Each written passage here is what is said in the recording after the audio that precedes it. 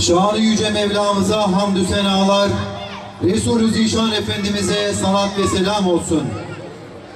Değerli misafirlerimiz, Mustazaflar Cemiyeti'nin hazırlamış olduğu Zulmün Karşısında Ehl-i Beyt'in isimli temasıyla Aşura ve Hz. Hüseyin'i anma programımıza hepiniz hoş geldiniz, sefalar getirdiniz.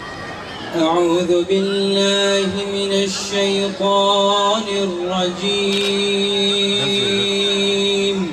Bismillahirrahmanirrahim.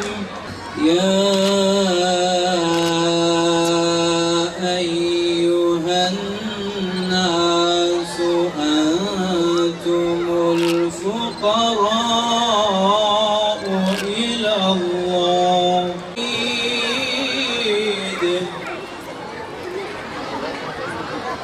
مثقلة إلى حملها لا يحمل من. Kerbela faciası denince değerli kardeşlerim, elbette Hazreti Hüseyin, elbette Ehl-i Beyt'in katledilişi ve İslam ümmetinin kanayan yarası aklımıza gelir. Ümmetin içerisinde bulunduğu bugün, her gün yeni bir Kerbela'nın yaşandığı, her gün yeni Hüseyinlerin şehit olduğu, yeni Hüseyinlerin feda edildiği bir gündür. Kerbela hadisesi geçmişte nasıl İslam ümmetinin yüreğini kanattıysa ve o kanayan yara günümüze kadar gelip kıyamete kadar devam edecek bir yara olduysa, nasıl ki o dönemin Müslümanlarını, o dönemin ümmetin çocuklarının canını acıttıysa, bugün de Kerbelalar canımızı acıtmakta, yüreğimizi acıtmakta, yüreklerimizi dağlamaktadır. Kerbelalar sadece Kerbela hadisesine kalmadı, bitmeyecek ve devam edecek. Ama mücadeleler de devam edecek, etmelidir de. Zaten Sacik gibi şehitlerin ortaya çıkması bunun kanıtı değil midir? Yasin'in, Aytaç'ın şehit olması Kerbela'nın belki de bir bugünümüzün bir numunesi değil midir? Gücümüz yettiği kadar.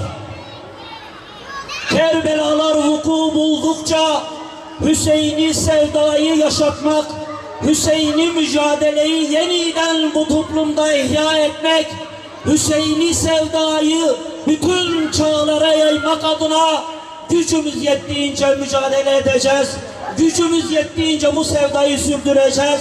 Gücümüz yettiğince bu davayı, bu tevhid mücadelesini sürdüreceğiz Allah'ın izniyle.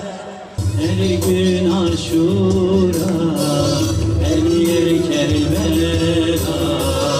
Ey Hüseyin'i can, ey Hüseyin'i can. Her gün Aşura, her yer Kerbela.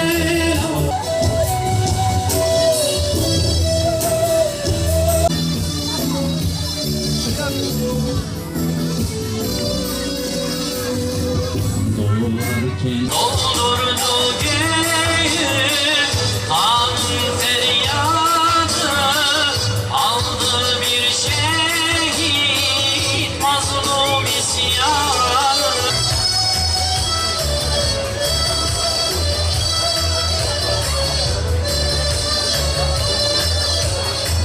Doldurdu göğü kanın feryadı, aldı bir şehit mazlum isyanı. Fikrudina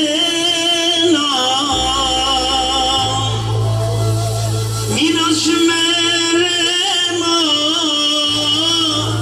evda İmam Hüseyin. Roj bu roj aşura